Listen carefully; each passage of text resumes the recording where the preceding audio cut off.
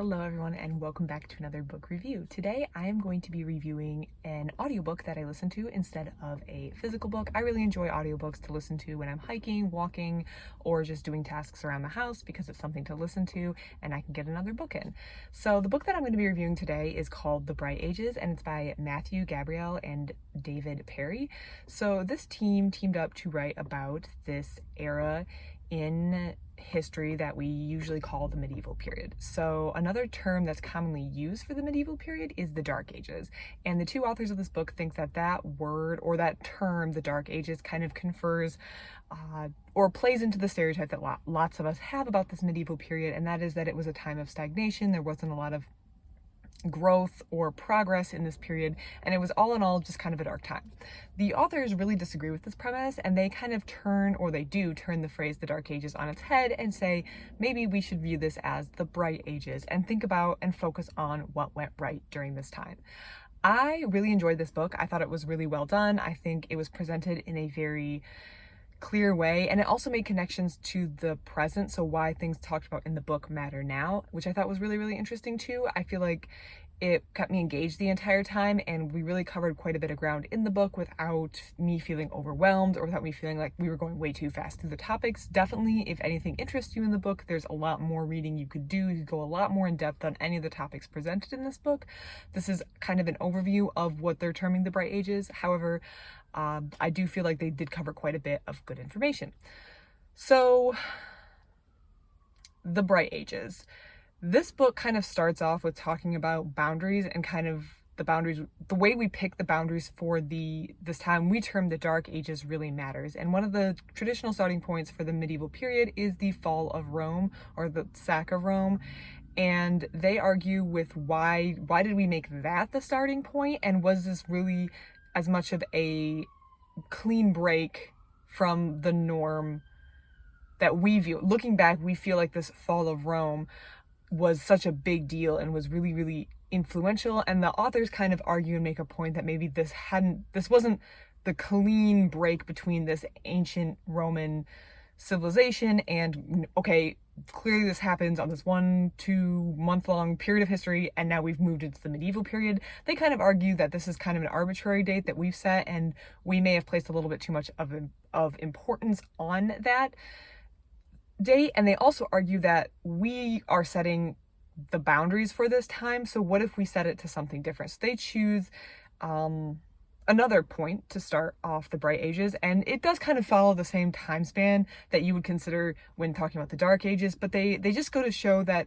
picking the points that you talk about, the endpoints, those boundary points when you talk about a subject, really does matter. And the discussion about boundaries and how we set those boundaries was another callback to that Basilisks and Beowulf book that I read that really talked about boundaries and the importance of that in the Anglo-Saxon world. So it recalled that when I was reading in this book. This book really focuses, a lot of focus is in Europe, but it's not exclusively focused in Europe. There is quite a bit of discussion of information or things that are going on in Africa at the time, in Asia at the time. So you do get kind of the spread. There is a lot of focus on the different religious groups and how that played out. So there's focus on the Christians, the Jews, and the Muslims and how they were interacting with one another. We get a lot of information about the political schemes of the time. We get information about how different social classes and gender work together in the world. And yeah, the author really covered quite a bit of information and made in my opinion, a very compelling point that there was actually a lot of progress and there was a lot of good things that happened in the Bright Ages.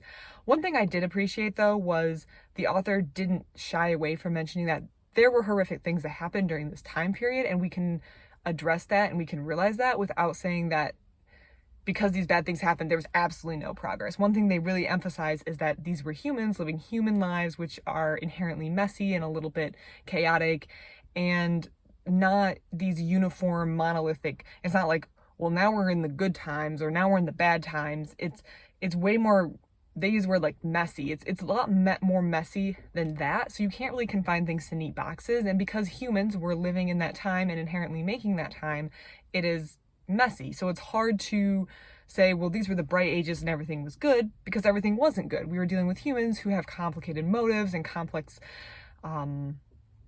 goals and live inherently messy lives just like they do now. So But on the other side, it wasn't all dark, it wasn't all difficult, it wasn't all bad, and it wasn't a time of absolutely no progress. That wouldn't have rung true to the people who were living then, and it's a mischaracterization of the times. Humans are, like they were kept going back to, messy and chaotic, so there were good things happening too. It wasn't just all bad. And I think that was one of the key takeaways from the book, and they really reiterate that close to the end of the book about how we're dealing with humans who are never going to fit into nice, neat boxes, and therefore we can't like make these sweeping generalizations, even though like the title may suggest that the authors are just going to make the sweeping generalization about everything being good in medieval Europe. I thought the change of perspective on this area of time was very, very refreshing.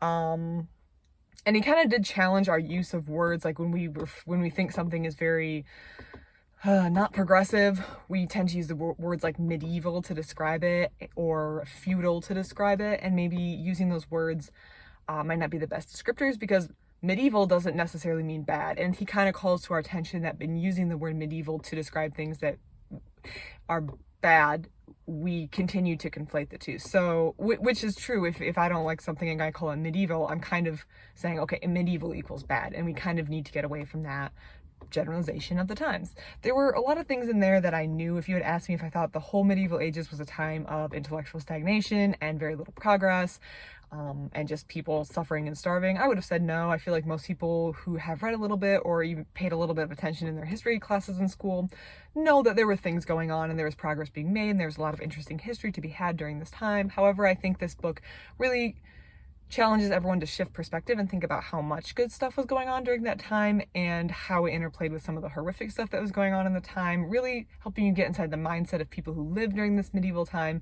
and giving you a good starting point in case anything in this book is interesting to you, for you to go out and do your own further reading and your own further research, which I think is always a really good thing for a nonfiction book to do, to kind of give you that platform, that springboard to jump into things that you found interesting or that you want to explore further. That's always the goal, I feel, for a nonfiction book, and I feel like this book did a very, very good job of doing that. So I would give this book a 4-star review. Again, I did listen to this on audiobook, so I didn't have the opportunity to read the print book. I'm sure it's just as good, but if you do listen to the audiobook, I thought the audiobook was really well done. I feel like the narrator had a very soothing voice. I was listening to him on my bike ride today when I finished it, and it was just a really enjoyable audiobook. So if you do go the audiobook route, I did really enjoy that as well. If you've read this book, or if you have any other suggestions of books that are like this, please let me know. I'd be interested in hearing about it. Other than that, everyone, I hope you have a really great day. Thank you for watching.